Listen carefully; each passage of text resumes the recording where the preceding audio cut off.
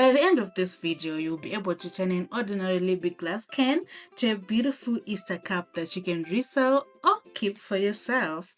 I'll also share some tips and tricks I use when designing my glass cup wraps, from initial design to cutting to application. So if you're ready to make cute personalized cups at home for yourself or for resale, let's keep watching.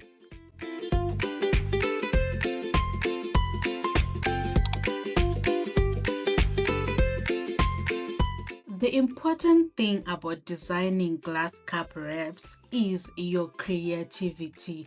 You have all the time in the world, all the space in the world for you to create something that will move you and something that you think will move the client. So you really need to explore all your horizons. You really need to play around with elements, with text, all things like that to ensure that you have the design that you want. So in this video, we're going to be creating an Easter cup. So what I do is I create my designs in Canva first, then after that I download and upload to my Cricut Design Space, because let me tell you something, no one has the money, okay, at least I do not have the money to be paying for that Cricut Design Space Pro, okay? So I make my designs in Canva because I have Canva Pro.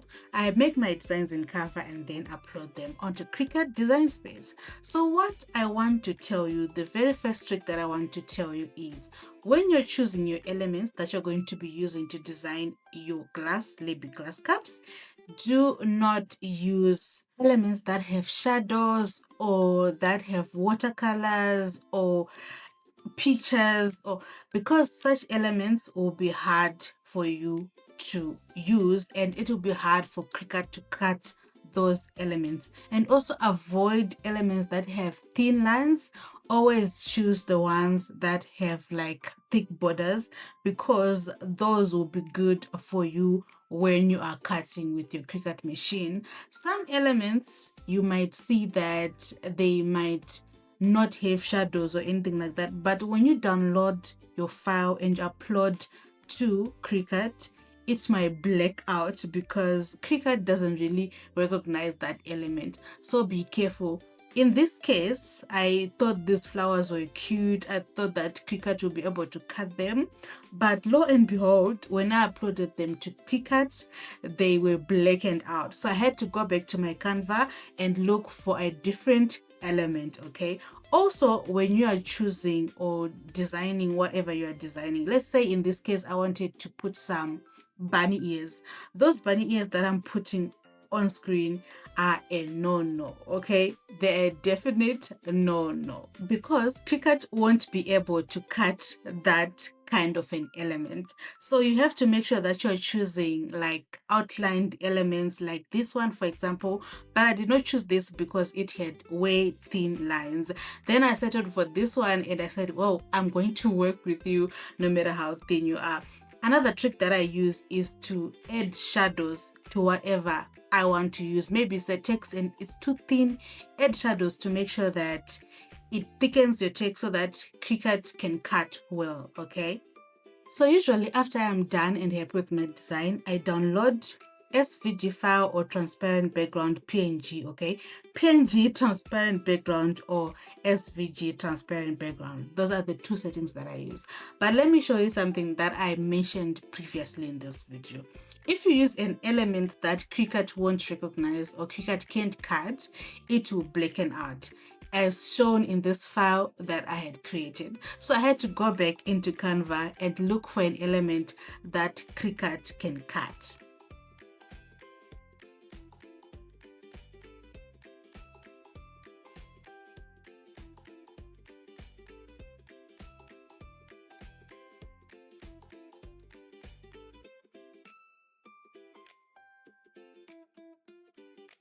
So once you upload your design onto the Cricut Design Space, always measure your Libby glass cup and open that toggle, that lock toggle on top, and enter your measurements there to make sure that the right size is cut by Cricut. You don't need to waste vinyl in this case, okay?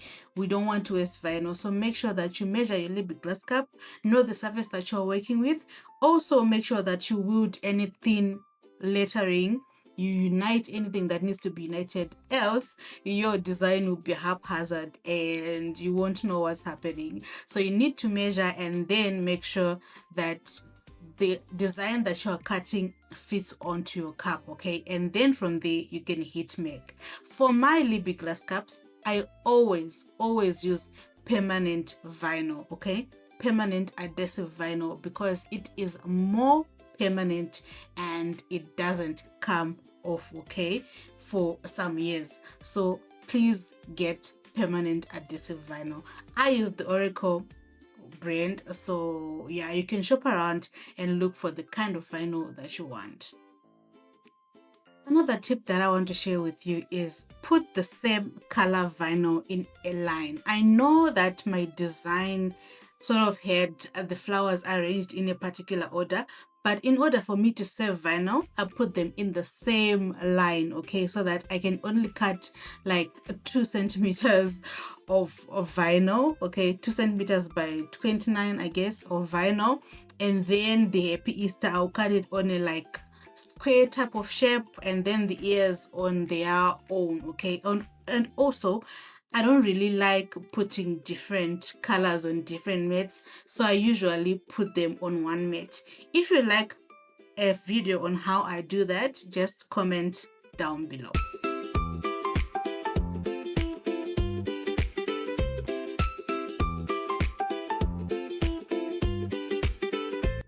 I have this bag of vinyl that has scrap vinyl, which I have used before and I am saving for other small projects.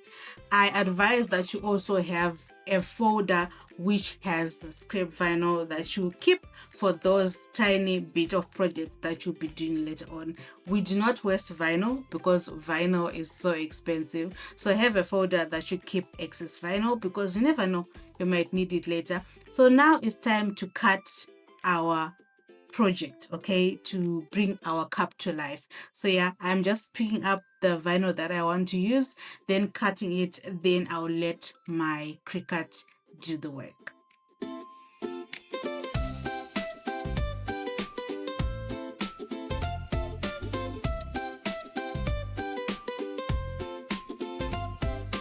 Now for the weeding part, which is my favorite when I'm working with good vinyl, okay? Because if you're working with some complex images, complex text, this can be a really hard and daunting thing to do, okay? Also, you should get these tools, the weeding tools. They'll really help you a lot when it comes to weeding, okay?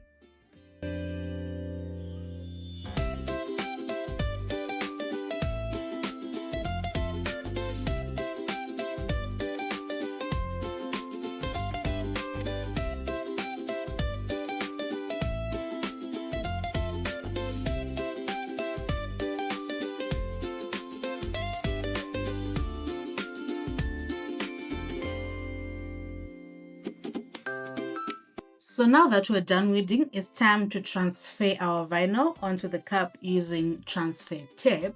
So first things first, you need to clean your glass cup and make sure that it's not dirty so that the vinyl will adhere well to the glass. So you need to use alcohol, like spirit alcohol or anything like that, to make sure that your glass is clean, because maybe you were touching it and all that. So make sure that you've cleaned your glass before applying your vinyl. That will make your vinyl adhere and last longer.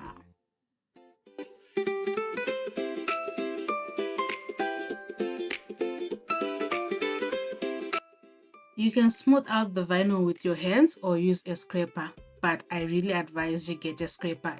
Get the entire toolkit, okay? Get the entire toolkit that you'd need when transferring vinyl onto glass cups, onto cups, onto books, anything. You need the entire toolkit.